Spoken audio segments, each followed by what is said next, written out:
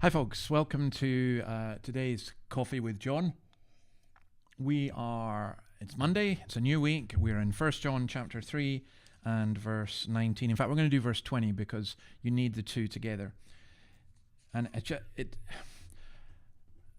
verse 20 in particular, in fact, as I say, the two together are such a comfort to me, and I'll explain why.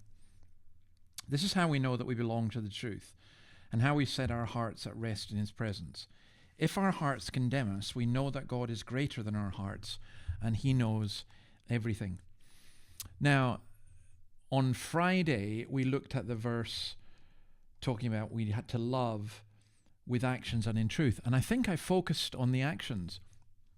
But the truth needs to be there as well.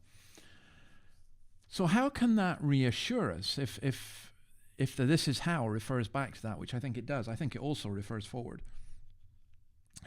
Well, I think it does in this way, because the practice of love is a kind of guarantee of our sonship. And God's knowledge of us is the key rather than our knowledge of Him.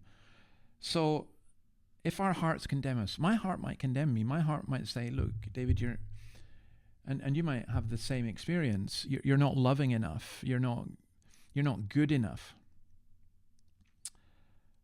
But God is greater than our hearts, and He knows everything. You know, your conscience is pretty powerful, but God transcends your conscience. God goes beyond your conscience. And sometimes you may feel pretty awful. Sometimes you may feel as if you're condemned.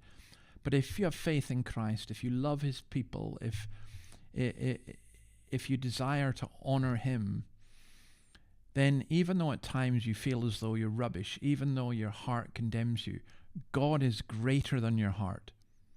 And I think that is such a wonderful thing. Too many of us rely on our own hearts for guidance. But that's a very foolish thing to do, because our hearts are desperate and deceitfully wicked. But we can rely on God. I find that enormously reassuring. Yes, I need to know my own heart. Yes, I pray that God would create a clean heart in me. But ultimately, my salvation and assurance depends upon God and His knowledge, not upon me and mine. So I hope you find that as assuring as I do. I pray that the Lord will bless you, and tomorrow we'll continue, and the rest of this week I think we'll end up finishing chapter 3. So God bless you, and see you then. Cheers. Bye.